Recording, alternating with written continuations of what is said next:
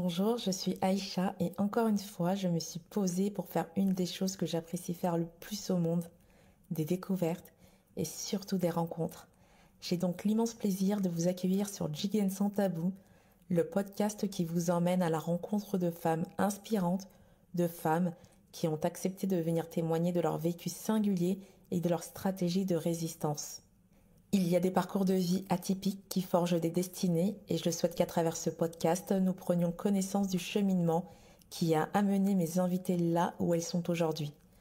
Ici, elles livreront des récits touchants et pleins d'espoir. Découvrez leurs témoignages et laissez-vous inspirer. Bonne écoute.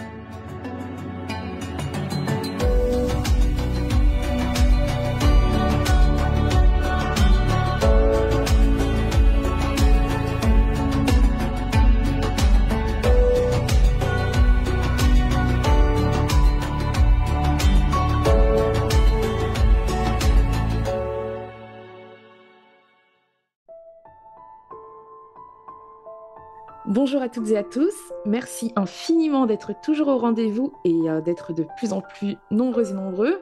Aujourd'hui, je reçois Mariam, sociothérapeute et créatrice du cabinet Masala Thérapie. Mariam accompagne les femmes issues de l'immigration ou concernées par la double culture sur le plan de leur santé psychologique et sociale. La perte de son papa a été pour elle une grande épreuve qui lui a enseigné à quel point la question de l'identité et la raison d'être pouvaient se retrouver au centre de beaucoup de nos souffrances. Pour reprendre ses propos, aujourd'hui, mon invitée a décidé de parler, de dire ce qu'elle avait à dire sans tabou. Qui est-elle? Quelle est son histoire? Comment tout ça a commencé? Mariam nous racontera tout. Donc, laissez-vous transporter par cette magnifique conversation. Bonjour et bienvenue Mariam, comment tu vas? Bonjour Aïcha, je vais très bien, je te remercie. Et toi? Bah écoute, ça va super. Comme un samedi à la maison, ça va très bien. Alors c'est un plaisir de te rencontrer, du moins virtuellement.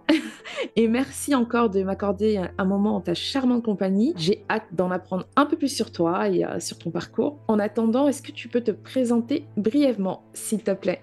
Donc moi je m'appelle Marianne, j'ai 32 ans, je suis sociothérapeute, je suis la créatrice du cabinet Masala Thérapie, dans lequel du coup j'accompagne des femmes qui sont issues de l'immigration, qui sont concernées par la double culture, qui sont racisées, d'un accompagnement psychologique ou social. Super, trop bien. Moi, j'ai hâte d'en savoir un peu plus, hein, vraiment. Alors aujourd'hui, on va parler de toi, de ton histoire. Quel message tu souhaites transmettre à travers ton témoignage et ce que tu vas nous dire aujourd'hui? Alors le message que je souhaite transmettre, c'est que on n'a pas forcément conscience de qui on est. Et quand je dis qui on est, je parle de nos appartenances identitaires. En tout cas, on peut avoir tendance à les mettre de côté et peuvent avoir elles aussi tendance à nous revenir comme un boomerang dans les épreuves que l'on peut rencontrer dans la vie.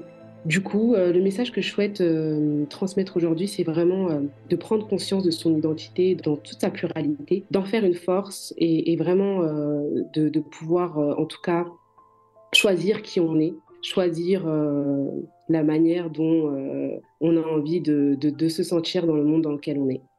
Alors, je vais te poser une première question que je pose à toutes mes invitées. Quel conseil donnerais-tu à l'enfant que tu étais, toi, adulte, qui connaît la suite de son histoire? Alors, le conseil que je me donnerais, c'est tu es assez. Tu es assez aujourd'hui, tu le seras demain et tu l'étais aussi avant. Donc, quoi que tu fasses, aie-le en tête, tu es assez. C'est ce que je me dirais. Alors, on va revenir sur ton enfance. Tu étais quel genre d'enfant, petite? Alors, j'étais une enfant très sociable, une enfant qui aimait beaucoup lire. Pour te situer un peu, je suis la troisième d'une fratrie et en même temps, je suis aussi issue d'un couple recomposé, d'une famille recomposée où il y a une belle fratrie de, en tout, 10 enfants. Je suis née d'un papa malien et d'une maman malienne et guinéenne dans les années 90. Mon père, pour être un peu plus précise, est né dans les années 40, donc c'est un homme qui a connu la colonisation et qui, et du coup, est arrivé en France juste après l'année de l'indépendance. Il s'est marié avec une femme blanche, donc il était dans un couple mixte. En fait, je me suis rendu compte, là, en revenant un peu sur mon histoire, par rapport à mon enfance que le racisme a été présent très tôt et qu'on a une histoire assez particulière dans ma famille avec le racisme. Par rapport au fait qu'il est arrivé dans une France Bien voilà, sûr, qui tout à venait fait. tout juste de Mmh. sortir de la colonisation, par rapport au fait qu'il a eu des enfants métis dans les années 70, qui n'étaient quand même pas C'était pas aussi fréquent commun. Ouais. aujourd'hui. C'était pas du tout la même chose. Mmh. Voilà, toutes ces choses-là et puis, aussi du côté de ma mère, moi j'ai, mon arrière-grand-père qui a été, un chef, de rébellion par rapport à la colonisation et qui est très connu dans l'histoire et donc moi j'ai grandi en fait dans une famille où on parlait beaucoup d'histoire, où, voilà j'avais, dans mon salon, l'image de cet homme qui était affiché au mur. Donc, sans trop y prêter attention, c'est quand même des choses qui ont un peu constitué, la personne que je suis aujourd'hui. J'ai des parents qui ont été, très aimants et très coucounants. On a eu un cadre quand même assez strict, hein. Je suis issue d'une famille soninké, donc, pour ceux qui connaissent, enfin voilà, Mmh. mon papa était quand même un peu vieux jeu sur, un certain nombre de questions, mais du coup, de l'autre côté, enfin, toutes ces règles qui, quand j'étais petite, pouvaient me paraître de trop, elles ont permis vraiment de créer un cadre très sécurisant, de permettre d'avoir des liens, en tout cas avec mes frères et sœurs et avec mes parents, qui ont été assez forts. On est un peu une famille coucou en fait. Et même avec mes demi-frères et mes demi-sœurs qui sont arrivés un peu après, là, pour préciser un peu dans l'histoire du demi-frère et demi-sœur, mais en général, je ne dis jamais cela. Ouais. Et du coup, c'est vraiment quelque chose qui, je pense, là, avec le recul et avec le regard que j'ai sur le monde et voilà, de comment ça peut se passer dans certaines familles, c'est vraiment une chance qu'on a, je trouve. Et est-ce que le fait d'être, malienne, noire, dans les années 90, est-ce que tu arrivais à affirmer cette, double culture, tu te sentais obligée de faire un choix? Soit tu étais française, soit tu étais, Honnêtement, je me posais pas la question quand j'étais d'accord, enfant. Par contre, voilà, encore une fois, quand je dis qu'on a enfin, j'ai l'impression d'avoir une histoire assez particulière avec le racisme. Moi, la première fois, que j'ai subi, une agression raciste, c'était ma voisine avec laquelle on s'entendait, d'ailleurs, hyper bien à la base, mais qui, du coup, ne nous supportait plus lorsqu'elle a vu mes frères et sœurs métis arriver.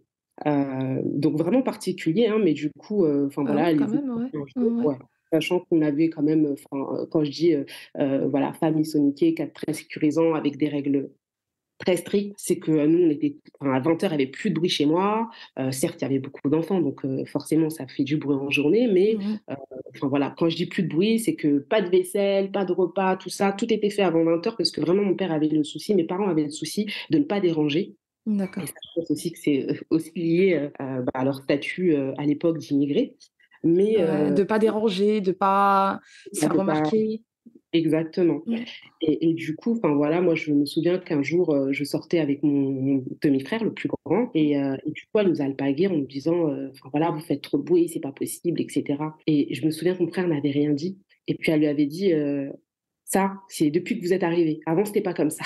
Et je me suis un peu énervée sur elle en lui disant: «Mais vous lui parlez pas comme ça». J'avais quoi, 10 ans? Et elle avait répondu un truc du genre, «Rentrez chez vous, quoi. Enfin, rentrez chez vous n'avez rien à faire ici», et quand je dis rentrer chez vous, c'est pas rentrer chez vous dans votre appartement, hein, bien évidemment. Ah ouais, c'était violent Donc ça.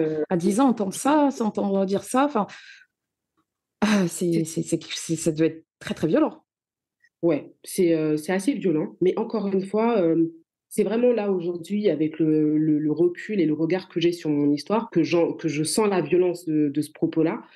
Clairement, je me suis un peu embrouillée avec la dame, mon frère n'a rien dit, il ne disait pas grand-chose, de toute manière quand il était agressé, au niveau, enfin voilà, sur des propos racistes. Ça n'a jamais été, son attitude parce qu'il avait énormément encaissé, ça on l'a su beaucoup plus tard, après le divorce de ses parents.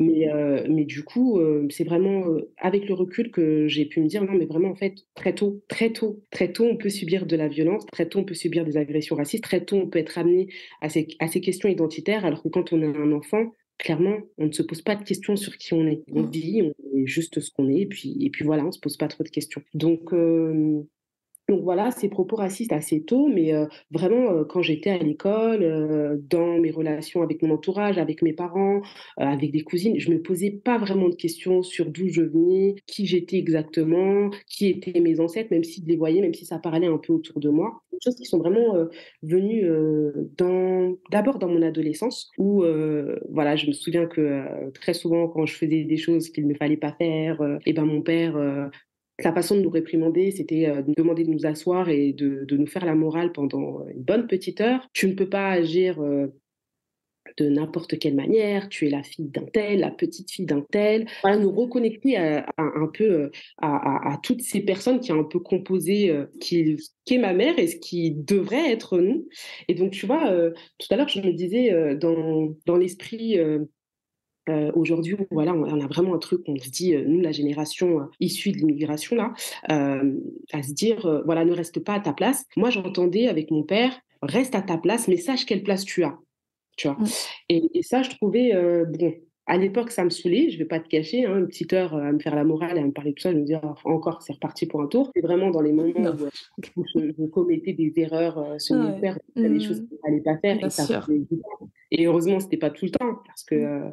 parce que voilà, mais ouais, c'était, c'est vraiment les moments où l'identité revenait un peu dans nos échanges et voilà. Donc c'est vraiment dans l'adolescence que les choses elles ont un peu commencé pour moi. On va dire que moi, mon adolescence, je sens qu'elle est marquée par ces questions un peu identitaires où voilà, je pense que mes parents nous voient grandir et ils sentent et de toute façon l'adolescence c'est une période de questionnement identitaire. Enfin, voilà, on se questionne, est-ce qu'on est une femme, est-ce qu'on est un homme, est-ce que on se sent femme, est-ce qu'on se sent noir, est-ce qu'on enfin il y a plein de questions qui apparaissent et puis voilà.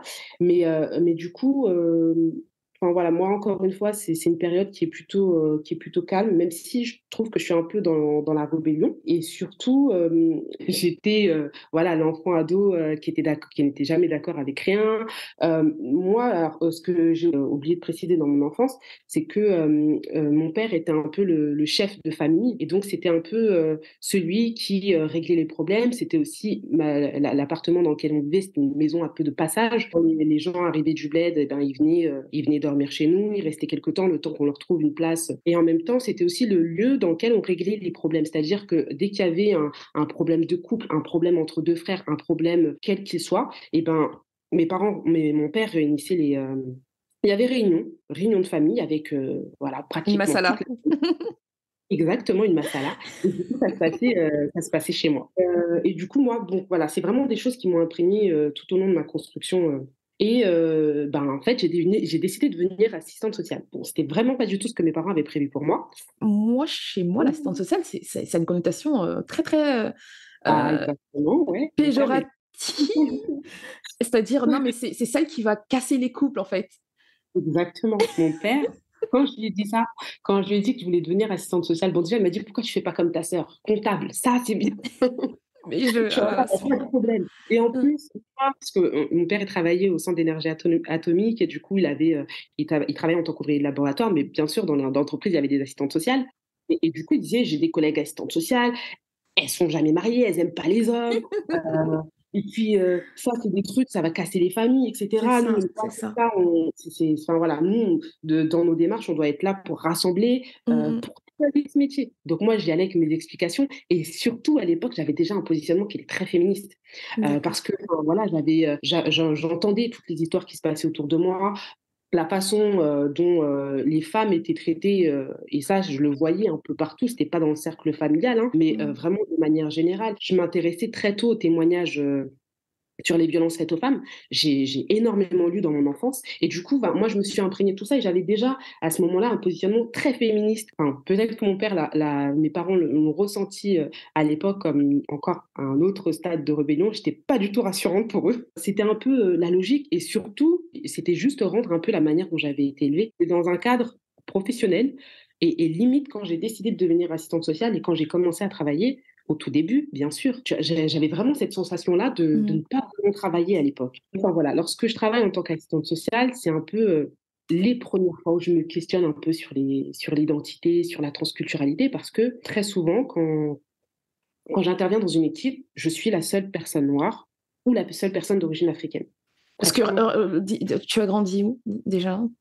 Tu à Clamart en 92. Ah oui, Clamart, oui. Et du coup, tu as commencé à exercer, tu commencé à exercer, dans quel secteur? J'ai commencé à travailler dans le 92 et Ouais, après moi j'ai fait, vraiment tous les départements d'Île-de-France. J'ai d'accord. vraiment Dans mon expérience professionnelle, j'ai vraiment eu beaucoup la bougeotte, j'avais envie de voir beaucoup de choses, j'avais envie de découvrir les choses. Mmh mh. J'ai commencé dans le dans l'accompagnement social lié au logement. J'ai après fait de l'hébergement, enfin de l'accompagnement des personnes hébergées au 115. J'ai travaillé dans une maternité, j'ai travaillé dans un centre d'hébergement d'urgence. Et du coup, c'est vraiment à chaque fois que j'intervenais, à part dans une structure où vraiment on avait une équipe très mixte au niveau des origines, très souvent j'étais la seule noire ou la seule personne d'origine africaine. Donc, ce qui faisait que je me retrouvais des fois à faire des relais, c'est-à-dire que je reprenais des situations où entre deux portes, les personnes me parlaient de maraboutage, de problèmes familiaux, de polygamie, d'excision. Et en fait, à chaque fois, je ne savais pas quoi en faire en fait. Et souvent, quand on m'adressait ces choses, on me disait, je vous le dis parce que vous allez comprendre, mais surtout, vous ne le dites pas à vos collègues. Alors là, D'accord. c'était encore plus compliqué pour moi. Et du coup, Oui. je me suis dit, au bout d'un moment, je me suis dit, bon, je vais aller me former. Il y avait un diplôme universitaire qui était proposé à l'époque par l'université Paris 8. Et du coup, je me dis, vas-y, j'avais prévu de faire d'autres études, mais je vais faire un petit pas de côté pour aller me former sur cette question parce que vraiment, je trouvais que c'était beaucoup. Et il y a d'ailleurs une anecdote qui m'avait vraiment poussée à aller en apprendre davantage sur ces questions. C'est voilà, que j'ai accompagné un couple d'origine maghrébine et un jour, à l'époque, voilà, j'avais un foulard sur la tête, mais un peu attaché de manière enfin, voilà, en arrière au travail. Mais cette femme un jour me croise et dans la rue, enfin, comme ça, un peu au hasard, et j'ai un gilbab en fait. J'ai vraiment une tenue Mhm. islamique, c'est-à-dire qu'on ne peut pas se poser de questions. Là, du coup, je suis Oui. musulmane. Et donc, enfin voilà, on se croise, on se dit bonjour, et puis voilà, elle me fait un compliment sur ma tenue, la conversation s'arrête là, et quelques jours après, elle me rappelle en me disant, Madame Fana, je veux divorcer, et puis elle me balance comme ça, mon mari me demande trop. Votre mari vous demande trop quoi? Bah, de rapports sexuels. Ouh, bon, bah écoutez, déjà elle me balance ça au téléphone. Mhm. Mon mari qui est à côté, qui d'habitude quand je les reçois en entretien, c'est des personnes où la femme est très effacée et le monsieur est très présent, c'est lui qui dirige les choses et autres. Oui. Donc là, je l'entends, petite voix, non, mais venez, il faut qu'on discute avec vous. Et donc là, je me dis, ah ouais, là, ça fait beaucoup là d'un coup déjà. Oui. Bah, Je j'imagine, rentre au ouais. bureau, Mhm.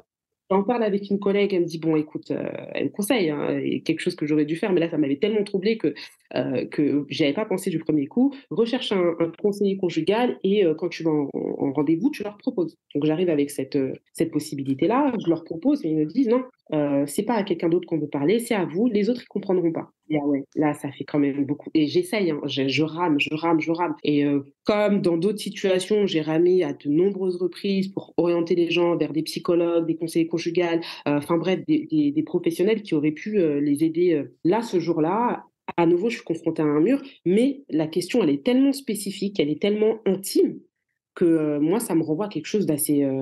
Je suis un peu sur le cul, Bien clairement. sûr. Oui. Tout va très bien.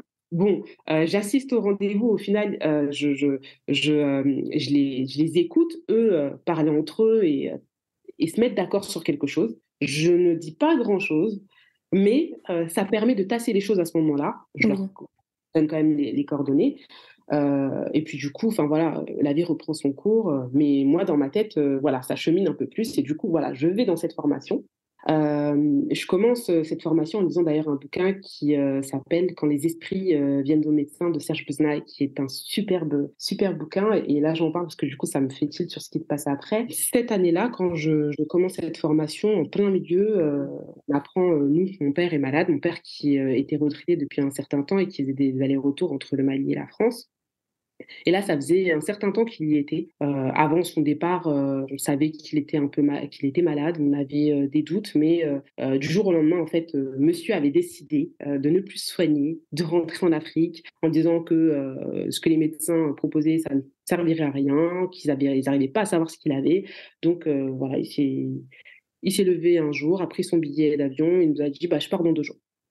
Donc il nous a un peu mis sur le fait accompli. À l'époque, il est resté plusieurs mois au Mali. Nous, on avait des nouvelles, ça se passait plutôt bien. Et puis un jour, on apprend, mais vraiment par inadvertance, parce qu'il y a un décès dans la famille qui ne peut pas se déplacer. Il faut qu'il explique pourquoi il ne peut pas se déplacer. Qu'en fait, il est très malade. Il avait prévu de rentrer 3 semaines après, mais du coup, voilà, à ce moment-là, ma mère, elle envoie une de ses sœurs pour voir comment il va vraiment.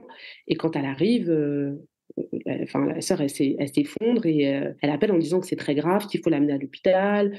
Euh, donc voilà, situation très urgente. Donc 1 ou 2 semaines après, enfin, en plein milieu de la formation, je m'interromps et j'y vais avec mon frère et ma mère. Et du coup, on arrive dans une situation, enfin voilà, à l'hôpital au Mali, à Bamako, hein, où, enfin voilà, une situation assez choquante et assez traumatisante pour moi, qui n'étais pas allée au Mali depuis 10 ans.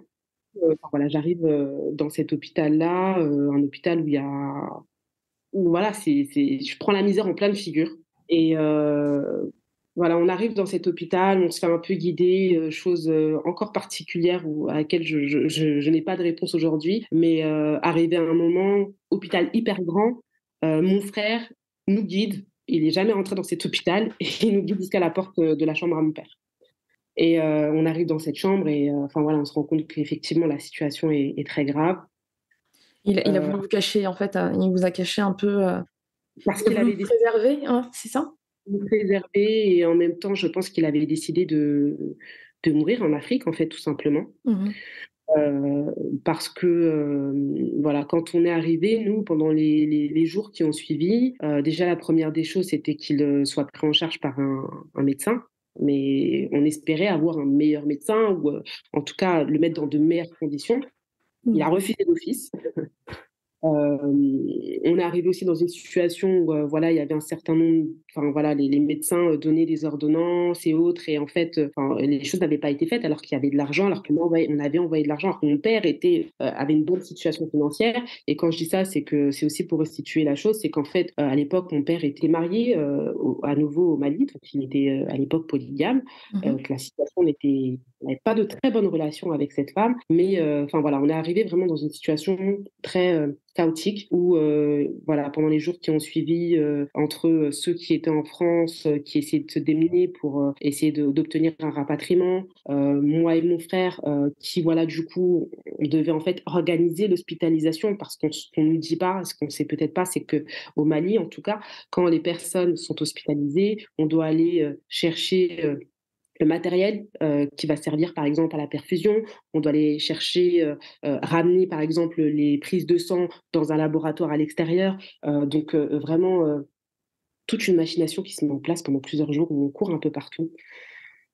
Fin, quelques jours avant le drame, il allait un peu mieux. Donc, du coup, un peu de vidéo avec mes sœurs. Moi, je parlais déjà d'un retour et j'ai encore cette date qui m'est en tête. C'était le 2 février où on avait tous pris la même date de retour, son billet. Et je me revois un peu discuter avec lui. Cette discussion me fait beaucoup écho par rapport à la trajectoire que j'ai pris, au choix que j'ai fait dans ma vie. C'est une époque où j'étais célibataire, où, enfin voilà, j'avais quand même 26 ans, ce qui est relativement tard pour une malienne soniquée en termes de mariage. Et du coup, voilà, on échangeait, enfin, je me promenais un peu dans la cour de l'hôpital et il me disait, enfin, il avait eu vent voilà, des sollicitations que j'avais. Il me disait, mais Mariam, vraiment, faut que tu te penses à te marier. Les hommes sont tous pareils. Pas si tu me dis ça, je vais jamais me marier. Ça, c'est sûr. Tu vois, volonté de pas me marier. Et on était dans cet échange-là. Enfin, du coup, j'y repense parce que mon père est décédé le surlendemain. Et j'ai rencontré mon mari 3 mois après. Donc voilà, je me suis dit vraiment à ce moment-là, quand on a eu cette discussion et qu'il s'inquiétait et qu'il me disait quand même, j'aimerais bien voir tes enfants Mmh. à partir. Il y a plein de choses qui me sont revenues tout après, enfin, dans mon histoire, dans le cheminement que j'ai pu avoir au niveau de mon deuil, où voilà, ça me ramenait un peu au choix que j'avais pu faire, à la trajectoire de vie que j'avais pu avoir. On apprend la nouvelle au milieu de la nuit avec mon frère et ma mère. On se retrouve à l'hôpital. C'est moi qui apprends la nouvelle à certains de mes frères et sœurs. Et d'un coup, en fait, moi qui me sentais à l'époque femme sûre d'elle, Mmh. femme presque, enfin limite complète. Vraiment, d'un coup, je me suis vue redevenir une petite fille en fait. C'est à ce moment-là en fait que j'aurais aimé avoir à nouveau, mais pas à ce moment-là, pratiquement tous les jours, mais encore plus à ce moment-là, j'avais besoin de lui en fait. J'avais besoin d'une personne qui aurait pris sa place et très souvent, nous on a eu l'habitude de s'appuyer sur nos grands frères, mais ils étaient à ce moment-là comme nous, des petits enfants en fait. Ils venaient de perdre leur père et redevenaient un peu les enfants qu'ils ont tous été. Le truc, c'est que nous, on a été élevés dans voilà, on a une éducation, voilà, fallait vraiment s'intégrer, on parlait beaucoup français à la maison. C'est pas le cas pour tous, mais en termes d'apprentissage de maîtrise et d'apprentissage de notre langue maternelle, qui est le soninké, on n'est pas tous égaux, voire il y en a plein qui sont en dessous de zéro, dont moi, et mon frère qui y était. Donc il a fallu, en fait, à ce moment-là, juste après la perte de mon père, se retrouver à gérer l'arrivée des autres frères et sœurs, la logistique au niveau de la maison, parce on s'est vu, voilà, on a vu notre villa être remplie de plus d'une cinquantaine de personnes. Dont des personnes qui devaient y loger, qui devaient être nourries, etc.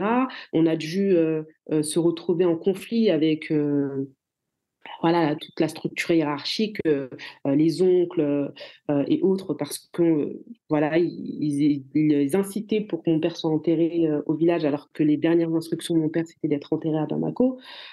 Donc, dernièrement, j'avais eu un échange avec une personne sur mon compte, ma salle à thérapie, et vraiment, elle a dit quelque chose qui m'a vraiment fait penser à cette période-là. C'est, j'ai eu l'impression qu'on m'a volé mon deuil. Et bien là, c'était exactement ça. J'ai été tellement prise, et je pense que ça a été la même chose avec mes frères et sœurs, on a été tellement pris dans toutes ces petites luttes de pouvoir, ces petites luttes de devoir... enfin, pour lesquelles il fallait respecter certaines choses qui nous tenaient à cœur et qu'on n'entendait pas de l'autre côté, que du coup, la seule chose qui me restait, c'était de rester dans la tristesse. Enfin, le seul temps qui m'était alloué, c'était de rester dans la tristesse, en fait. Je ne pouvais pas faire autrement. Donc, à ce moment-là, c'est vraiment le sentiment. Aujourd'hui, c'est le sentiment que j'ai sur cette période-là. Je sais aujourd'hui qu'on est beaucoup à vivre ce type d'épreuve, mais que Mm. dans notre milieu, enfin, c'est-à-dire le milieu, quand je dis voilà, Afrique de l'Ouest, musulmans, on a tendance à avoir dans ces situations-là un discours qui est très il faut s'en remettre à Dieu, il faut faire preuve de patience, c'est la vie, etc. Ou quelque chose qui est très vrai, mais qui du coup peut participer au fait de se dire que voilà, cette souffrance-là qu'on a, il faut pas l'exprimer, il faut la taire, et Mm. limite parfois être dans le déni de ce qui nous arrive. Et Exactement. moi, je vois aujourd'hui, en tout cas, en communiquant et en échangeant sur ces questions, qu'on est énormément à avoir vécu ce genre de choses, et que les gens ont besoin d'en parler. Et d'avoir énormément de proximité aussi et physique. Et donc, quand on est rentré en dernier avec ma mère, j'étais la dernière qui restait. Et en fait, déjà, j'appréhendais le fait d'arriver en France, comme si là, en fait, ouais, ça devient réel. Et c'est un peu ce qui s'est passé. Parce qu'en fait, quand tu étais au Mali, vous étiez entouré, entre guillemets, il y avait la famille, il y avait du monde qui Ouais, était mais là, ça fait qui vous longtemps accompagnait. oui, oui et non. D'accord, Qui ok. était là, qui était là, ouais. D'accord. Qui était là, ouais, au niveau de la présence. Tu vois, moi, quand je repense à tout ça, je pense que, et voilà, hein, c'est vraiment pas pour interroger la volonté ou enfin, l'intention des personnes qui étaient présentes, Mhm. mais moi, je me souviens pratiquement pas des personnes qui étaient là. J'en D'accord. ai pratiquement pas le souvenir. Je me souviens de mes frères et sœurs, de ma mère, d'un ou deux oncles, et tout le reste, c'était des personnes de passage Tu ne connaissais pas, en je me fait. souviens pas, que je connaissais certains, hein, mais enfin, je peux pas dire en regardant cette histoire avec du recul que je me suis sentie soutenue et accompagnée par toutes ces personnes. On arrive en France, et là, voilà, on a aussi une vague d'amour et de soutien qui déferle sur nous, sachant que même en notre absence, les gens se sont réunis chez nous. Mais voilà, on arrive en France, ça rend les choses réelles. Moi, les gens que j'ai l'habitude de voir, ils me voient, et puis je vois dans leurs yeux la tristesse qu'ils ont, je vois dans leurs yeux la pitié, et il y a quelque chose de l'ordre de l'insupportable pour moi. Je me souviens d'un jour où il y a eu énormément de monde à la maison, et je me suis cachée derrière une porte. Quand je repense, je me dis, vraiment, tout va bien dans ma tête. Je me suis cachée derrière une porte. En fait, j'en pouvais plus Hmm. d'avoir à raconter comment ça s'était passé, et j'en pouvais plus de regarder les personnes dans les yeux, et en fait, de voir mon reflet, en fait. C'était Hmm. devenu trop Ça te faisait pour moi. mal. Et ça t'aidait pas, surtout, à ce moment-là. Et... Non, absolument pas. À ce moment-là, j'avais besoin, je ne sais pas de quoi j'avais besoin, Peut-être de mais t'isoler, finalement. ouais, j'avais envie en tout cas. Je sais pas de quoi j'avais besoin. C'est important de le dire parce que je pense peut-être que tout ce qui m'est arrivé, ça m'est pas arrivé au hasard et c'est peut-être de cela dont j'avais besoin. Mais l'envie que j'avais à ce moment-là, c'était effectivement d'être seule. Bon, après le temps passe, hein, mais c'était la période la plus compliquée de ma vie. Je me retrouve moi qui, du coup, pendant voilà, très rapidement repris cette formation, pas rapidement le travail, mais la formation, je l'avais repris très rapidement. Donc, à côté de ça, j'ai des troubles qui commencent à s'installer. Voilà, je fais des crises d'angoisse à chaque fois que je suis dans la voiture. Je peux plus regarder une photo de mon père, je peux pas entendre sa voix. On avait Des troubles psychologiques, c'est ça? troubles psychologiques. Clairement, j'étais en dépression. J'ai Mhm. d'ailleurs rapidement eu un traitement que je n'ai jamais voulu prendre, hein.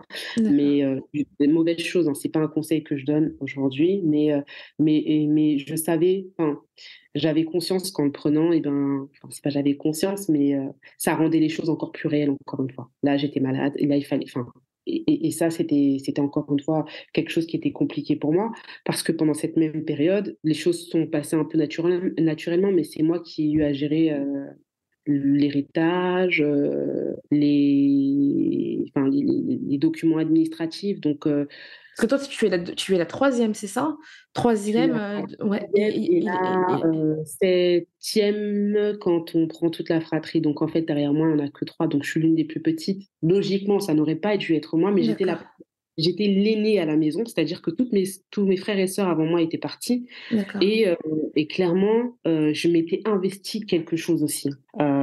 J'ai jamais demandé de l'aide, j'ai jamais demandé à un frère ou une sœur de s'occuper de quelque chose. Mhm. Déjà, je me sentais responsable du fait que mes frères et sœurs n'avaient plus leur père, parce que en fait, j'étais partie en me disant, quand je partais, je me disais, je vais le ramener, Oui. comme si bon, c'était moi qui décidais de quelque chose. Mhm. Et en fait, j'avais en tête quelque part que nous qui étions sur place, on devait faire en sorte que voilà, ça s'arrange en fait. Et en Ouais. fait, quand on est rentré et que ça s'est pas arrangé, pour moi, j'avais la responsabilité de ce qui s'était passé. Donc, Ah ouais, je pouvais prendre à ma charge. c'est fort ce que tu Ouais, dis. Alors que mais finalement, pas du tout, en fait. Le décret, il vient pas de toi, il vient d'Allah, tu vois. Et exactement. Mais il on y va avait dire rien que entre tes voilà, la mains. situation Et, était. et je pense que s'il est Non, parti et non, non. tout, il se sentait, enfin, il se savait condamné.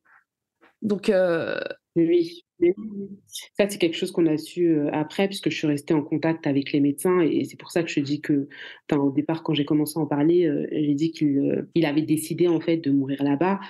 C'est que le médecin m'a expliqué qu'il avait des échanges avec lui et qu'il lui disait qu'il avait fait tout ce qu'il avait à faire par rapport à ses enfants. Enfin voilà, il avait vraiment dans ses échanges, clairement, il s'était préparé, il savait que c'était la fin. Je pense que, et ça c'est quelque chose que je dis très souvent, surtout quand on parle des personnes âgées qui partent. Mon père, il avait 71 ans quand il est décédé. Moi, j'avais 26 ans. Je pense qu'on n'est jamais prêt à perdre son père. Je pense qu'il ouais, n'y a pas d'âge jamais, il pour n'y a pas perdre d'âge, un. exactement. Il n'y en a pas. Mm. Alors d'autant plus, moi j'étais dans une dynamique à l'époque où quand il est parti, je me disais, mais j'ai rien fait en fait. J'ai pas eu d'enfant, je me suis pas mariée, enfin, j'ai rien fait, entre guillemets. Mais et vu que c'est les derniers échanges qu'on avait, c'était vraiment ce qui me restait le plus. Il verra jamais mes enfants, il verra jamais mon mari, il verra jamais ce que je vais faire du restant de ma vie. Et voilà, j'ai vraiment passé les mois les plus difficiles de ma vie parce que voilà, je m'étais investie de cette mission. Et dans cette mission-là, eh ben, j'avais à remplir pratiquement tous les jours des documents avec la date de sa mort et son heure de décès. J'avais du coup à aller m'embrouiller avec des gens au bled parce qu'en fait, on voulait nous prendre la maison. Enfin voilà, des trucs vraiment.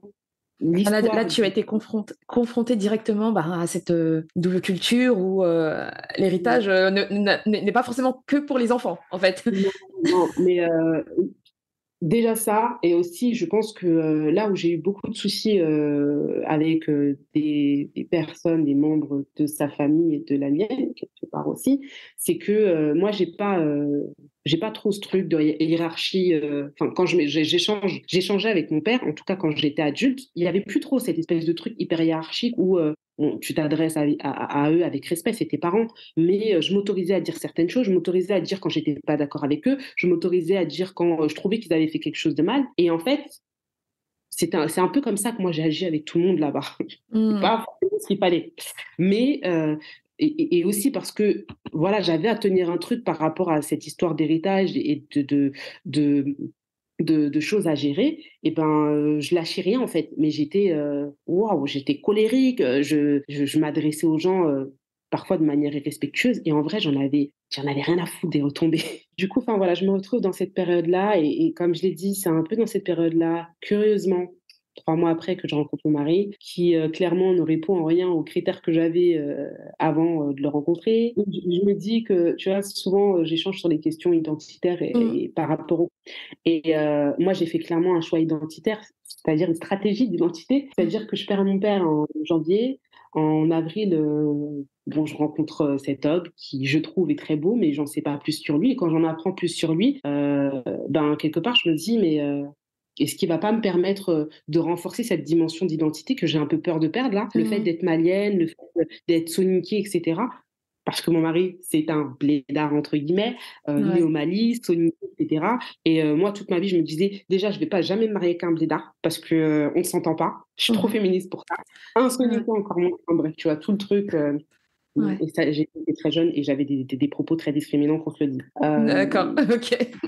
Donc voilà, je rencontre mon mari, mais tu vois, je me dis, c'est pas un hasard. Moi, en tout cas, pour moi, après analyse et après avoir travaillé avec des professionnels aussi sur ce qui m'est arrivé, je Mm. sais que c'est pas un hasard.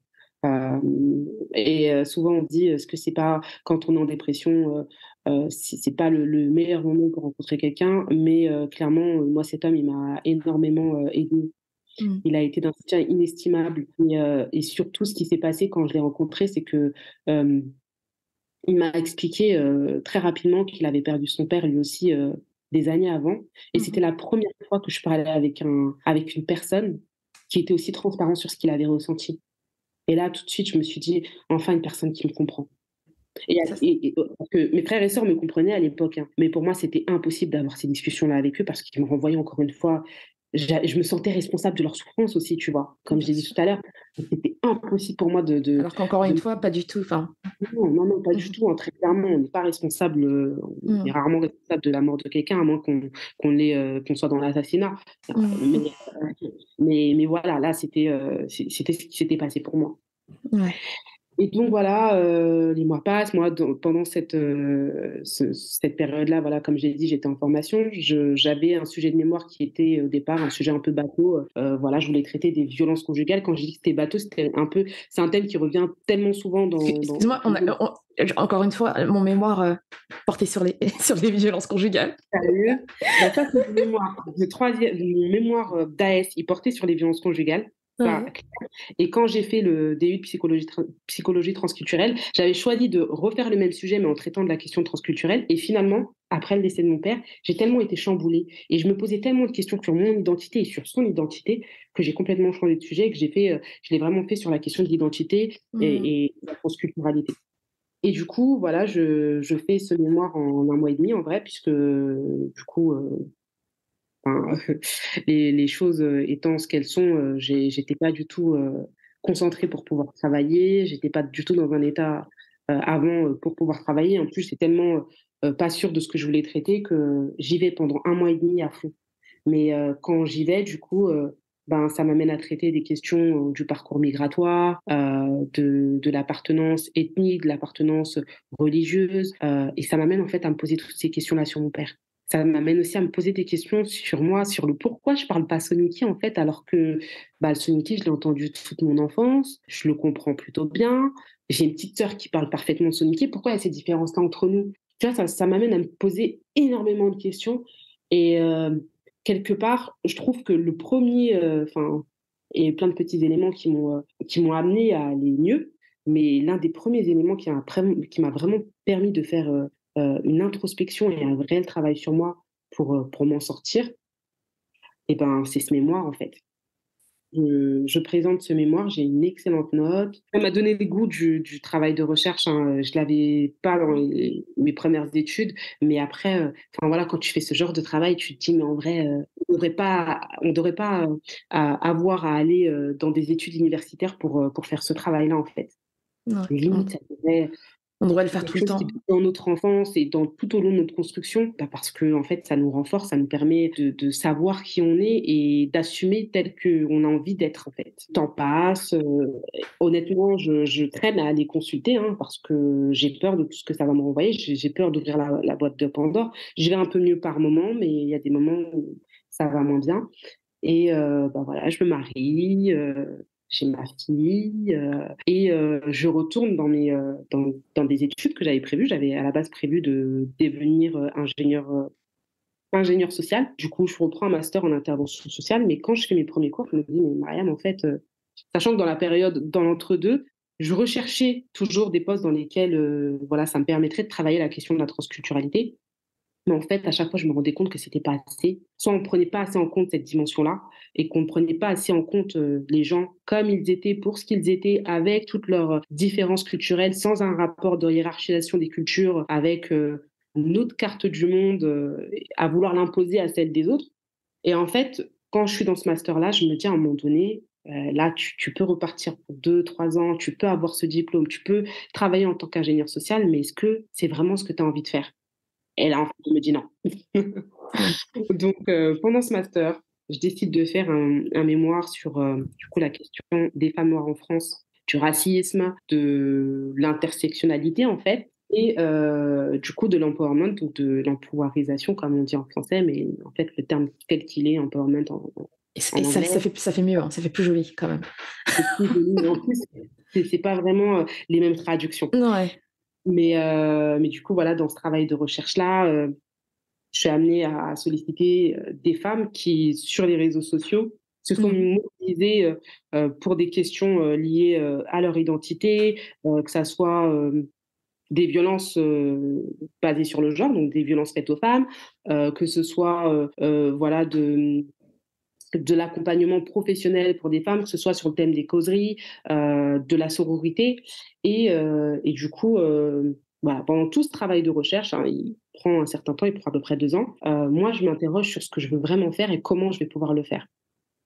Donc je sais que je veux faire de l'accompagnement, social toujours, l'accompagnement psychologique, donc je commence à me former sur des formes de thérapie brève et surtout, moi, ce dont j'ai envie, c'est de pouvoir apporter cette question d'identité dans les accompagnements que je souhaite mettre en place. Sachant que dans toutes les formations que j'ai pu faire sur le plan psychologique, il n'y a pas cette question d'identité qui est traitée. On traite, vraiment, les problèmes des personnes par rapport, voilà, en dissociant totalement la subjectivité des personnes et leur Mmh. construction d'identité sur le plan social.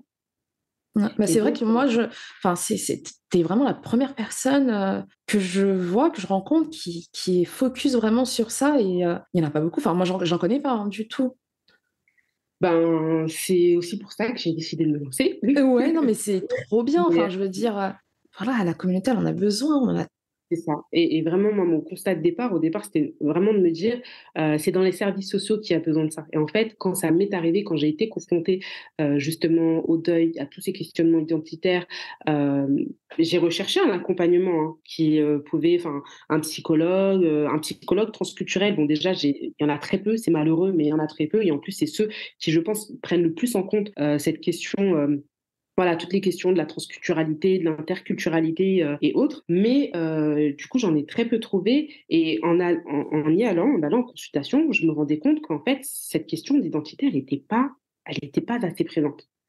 C'est-à-dire que, on travaillait, vraiment, bah, le rapport à soi, mais totalement dénué de tout ce qui s'était passé autour alors que ça avait un lien.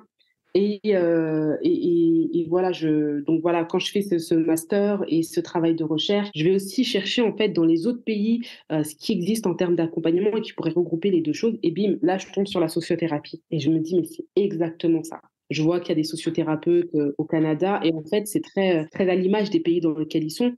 C'est des pays dans lesquels la question identitaire et la question de la communauté sont pris en compte. On parle de communautaire sans, faire l'amalgame avec le communautarisme. Mmh. On sait que, voilà, les appartenances culturelles, ethniques, religieuses, elles ont, leur place et elles ont, leur rôle à jouer dans l'accompagnement des personnes, ce qui n'est pas le cas en France. En France, la seule identité de manière politique, c'est l'identité républicaine et tout le reste, femmes, hommes, d'origine, des anciennes colonies, entre guillemets, racisées, pas racisées, ça, on ne veut pas entendre.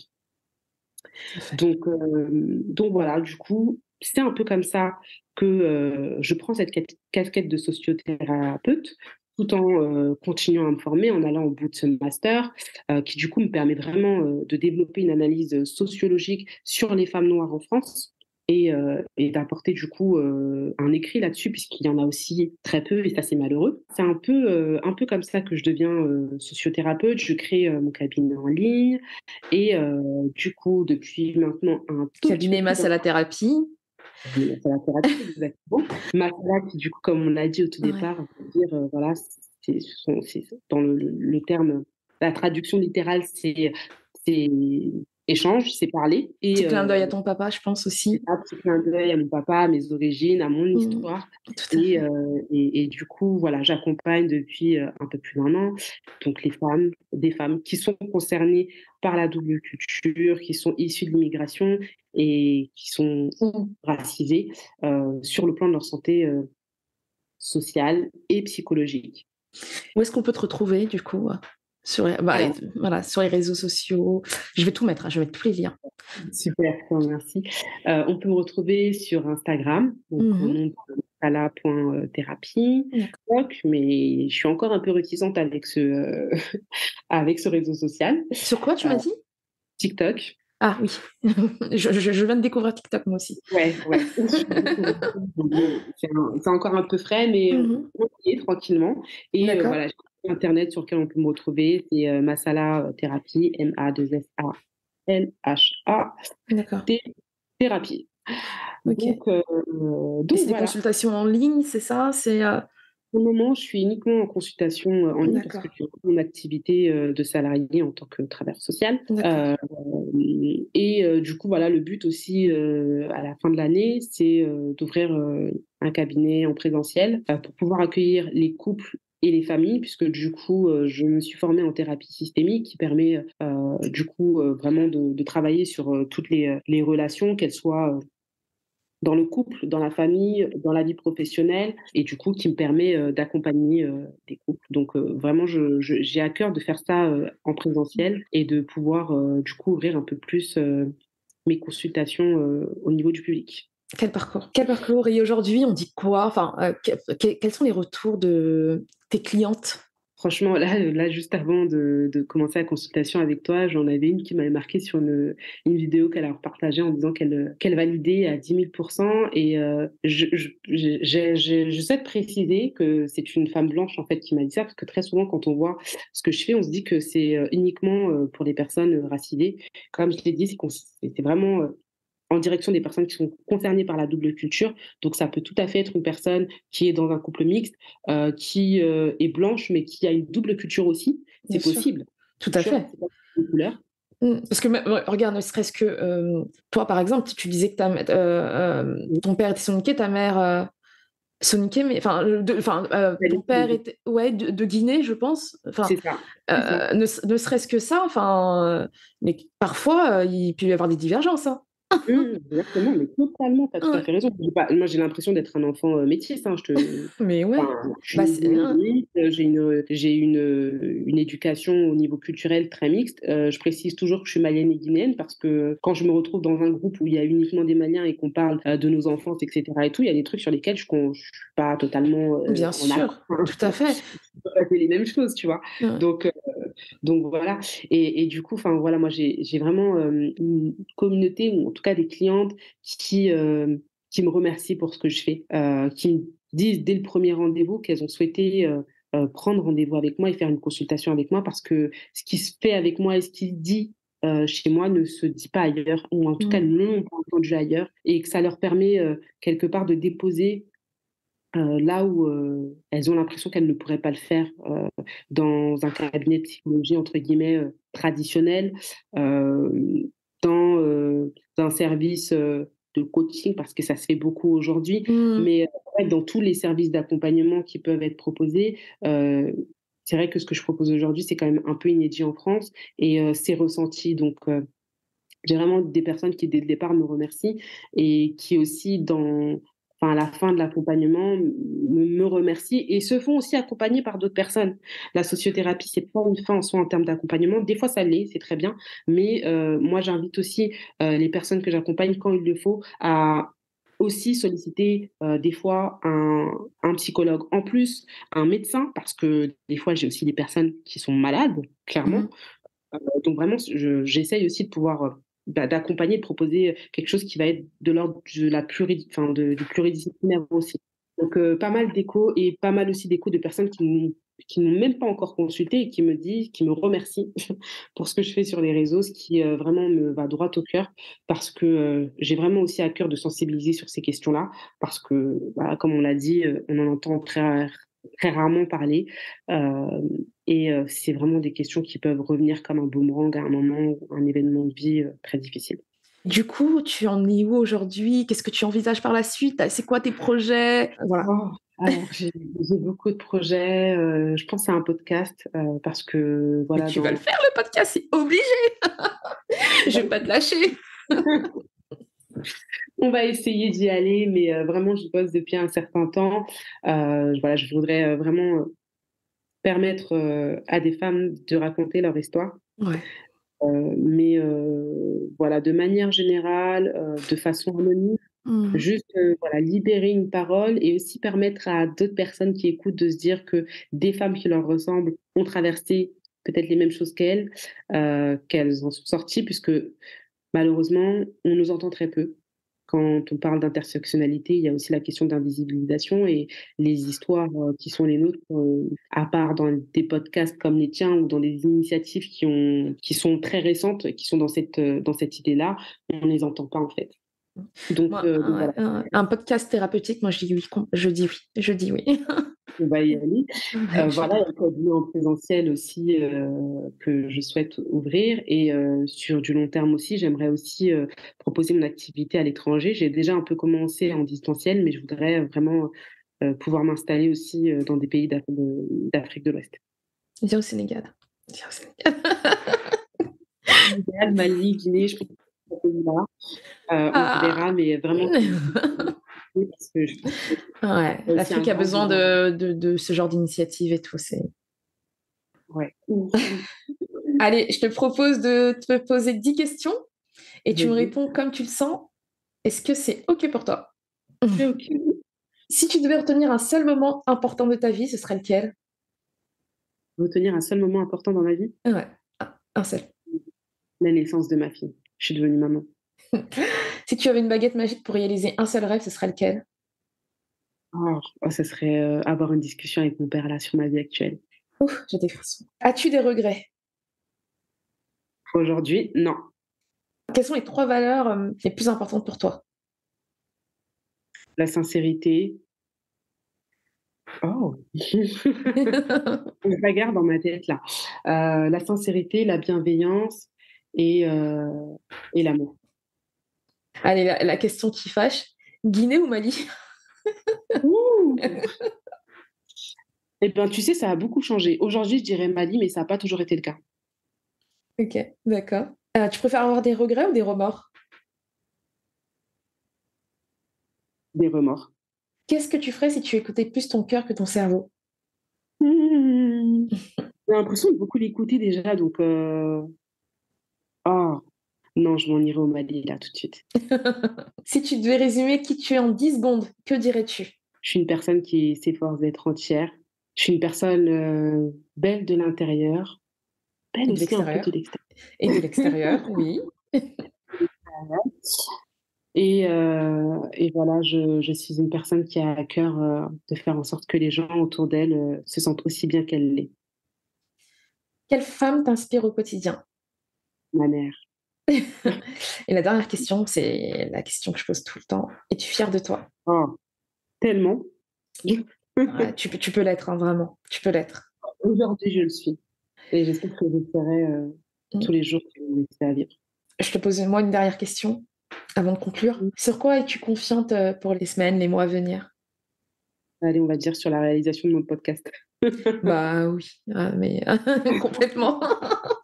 Alors, pour conclure, est-ce que tu as des choses à rajouter ou un message à faire passer? Ayez le courage d'être vous-même.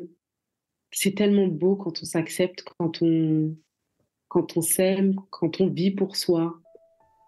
Ayez le courage d'être vous-même, acceptez-vous, aimez-vous, soyez la meilleure amie que vous pouvez être pour vous. Merci Maria, merci pour la chaleureuse personne que tu es. Merci d'avoir osé, merci de nous avoir raconté ton histoire surtout. On t'envoie plein d'amour, plein de love, plein de belles choses. Je termine avec cette citation de Marcus Garvey qui a dit un jour, un peuple qui ne connaît pas son passé, ses origines et sa culture ressemble à un arbre sans racines. À méditer.